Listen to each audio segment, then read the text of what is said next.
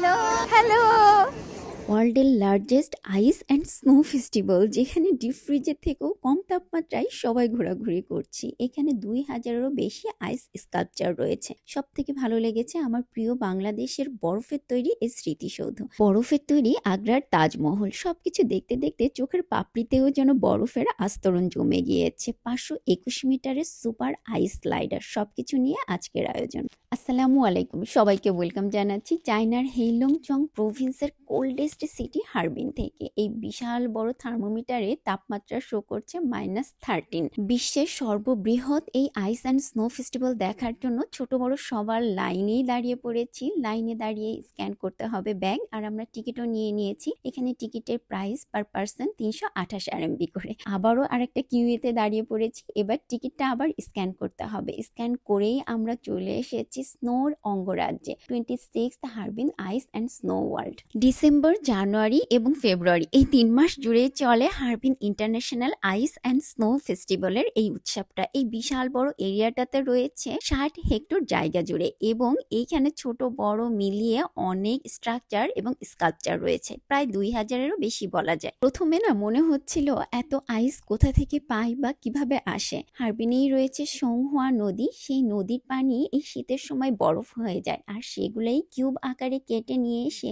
এই বিশাল বড় আয়োজন করে। আরো বেশি আশ্চর্য হয়েছে যখন জানতে পেরেছি এখানে যত স্ট্রাকচার আছে সবগুলোই ম্যানমেড তৈরি, বরফের তৈরি। ব্রুনাইয়ের ওমর আলী মস্ক মসজিদে যেরকম একটু খাঁজকাটা জানালার মতো থাকে, একদম সেই রকম স্ট্রাকচারই তৈরি করেছে। এইটাকে দেখে মনে হচ্ছিল একটা রাজপ্রাসাদের মতো। ফিলিপাইনের সেন্ট অ্যাগুয়েস্টিক ক্যাথেড্রাল, এইটা ইউনেস্কো ওয়ার্ল্ড হেরিটেজের একটা সাইট, খুবই বড় আকারে তৈরি করেছে সব বরফের কিউব দিয়ে। হারবিনের দিন খুবই ছোট, প্রায় 4:30টার দিকেই সন্ধ্যা নেমে যায়, আর যখন সন্ধ্যা নেমে যায় তখন এই সব স্ট্রাকচারে আলো জ্বলে ওঠে। রাতের সৌন্দর্য এই আইস অ্যান্ড স্নো ফেস্টিভ্যালকে আরো বেশি মনোমুগ্ধকর, আরো বেশি স্বপ্নময়ী করে তোলে। এখানে ঘোরার বেস্ট টাইমিং হচ্ছে দুপুর থেকে রাত পর্যন্ত। রাত 9টা পর্যন্ত এটা ওপেন থাকে, আর দুপুরে আসলে দিনের সৌন্দর্যের সাথে রাতের সৌন্দর্যটাও এনজয় করা যায়। বাচ্চাদের আইস স্লাইডার, কিন্তু এখানে বাচ্চা বড় সবাই এই স্লাইডারে এনজয় করছে।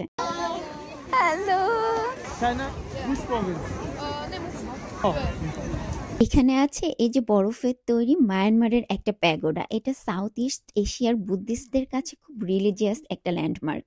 হারবিন উইন্টার এই ড্রিমল্যান্ডে বেশ কিছু রাইডও আছে। এখানে আইস স্কাল্পচার এনজয় করার সাথে সাথে লাইটিং, স্টেজ শো এবং সেই সব রাইডও এনজয় করা যাবে। চাইনিজরা খুবই ফ্রেন্ডলি, আমাদের ফরেনার দেখে তারা খুব আগ্রহ সহকারে কথা বলেছে। আর পৃথিবীর বুকে সেই ফ্রোজেন মুভির এলসা যেন নেমে এসেছে, দেখে খুবই আশ্চর্য লাগছে। মনে হচ্ছে যেন মুভির সেই এলসার কাছেই ঘুরে বেড়াচ্ছি।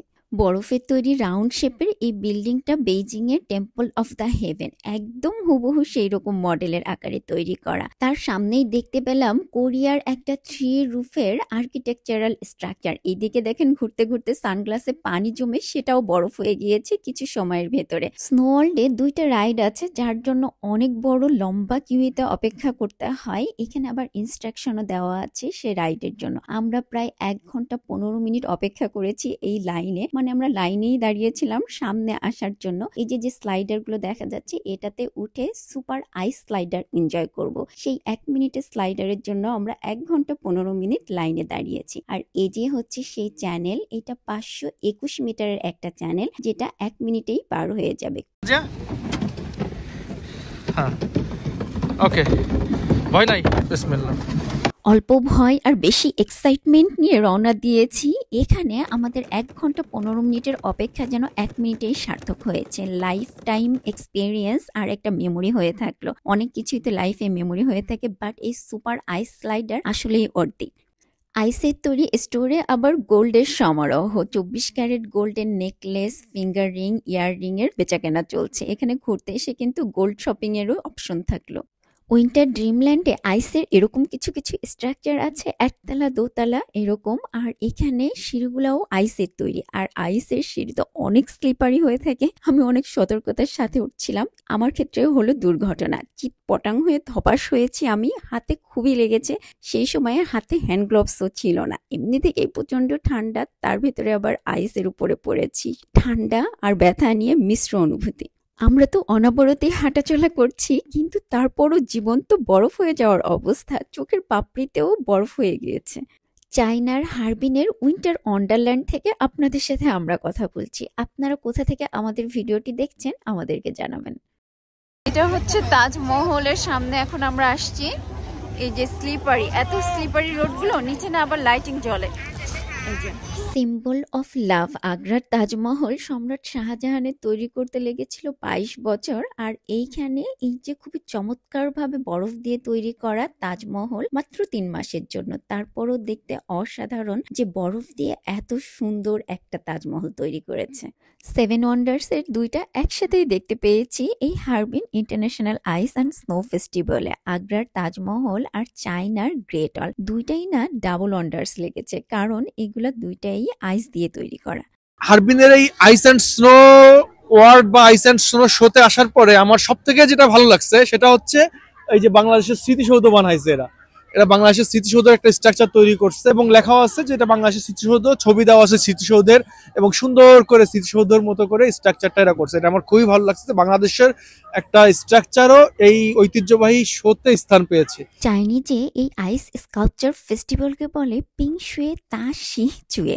সংহোয়া নদী থেকে কেটে আনা এই আইস কিউবের ভেতর আবার জ্যান্ত ফুল দিয়ে একটা স্ট্রাকচার তৈরি করেছে। এই আইস কিউবগুলো ট্রান্সলুসেন্ট আর একদম স্বচ্ছ। এবারের আইস ফেস্টিভ্যালের মেইন টাওয়ার এইটা, আর থিম হচ্ছে ড্রিম অফ উইন্টার, লাভ এবং এশিয়া।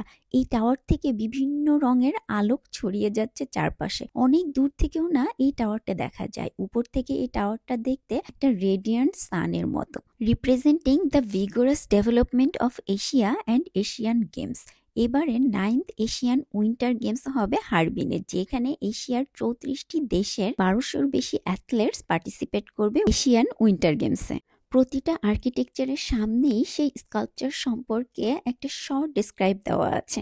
আমরা ঘুরতে ঘুরতে আরও দেখলাম কিরগিজস্তানের একটা হিস্টোরিক্যাল মিউজিয়াম, কাজাকিস্তানের একটা ক্যাথেড্রাল, জেনকব ক্যাথেড্রাল, থাইল্যান্ডের গ্র্যান্ড প্যালেস। আমরা ঘুরতে ঘুরতে এরকম একটা দোতলা বিল্ডিং এ উঠে এসেছি। এখানে রেলিং, সিঁড়ি সবকিছুই আইসের তৈরি। আমি না আবার ভয়ে আছি যে এখানেও আবার ধপাস না হয়ে যায়, এই জন্য খুব সাবধানে স্টেপ দিচ্ছি। এই আইসের রাস্তাঘাটে চলার জন্য জুতার নিচে স্পাইক আছে, সেই স্পাইকগুলো ব্যবহার করলে কিন্তু বেশি সিকিউরড হয়, পড়ে যাওয়ার চান্স খুব কম থাকে। এই যে এইরকম আইস টিউবগুলো না প্রথমে ঢোকার সময় ওখান থেকে সারা দিনের জন্য রেন্ট করে নেওয়া যায়। এখানে শুধু যে বাচ্চারাই ঘুরে তা না, আমরা দেখেছি এখানে বড়রাও না বসে থাকে আর আরেকজন টানে। এখানে টানতে এত বেশি কষ্ট হয় না, কারণ আইসের রোডটা না খুব স্মুথ আর স্লিপারি, অল্প একটু টান দিলেই সহজেই এদিক থেকে ওদিকে মুভ করে যায়। এতক্ষণ মনে হলো ওপেন ডিপ ফ্রিজে ঘোরাঘুরি করেছি। আর এই যে দেখেন +30 থেকে -40 পর্যন্ত স্কেলে এখন টেম্পারেচার দেখাচ্ছে -17। হারবিনের international ice and snow sculpture festival দেখে আপনাদের কেমন লেগেছে আমাদেরকে জানাবেন। চায়নার এইরকম সুন্দর সুন্দর আর ইনফরমেটিভ ভিডিও দেখার জন্য আমাদের সাথেই থাকবেন। আল্লাহ হাফেজ।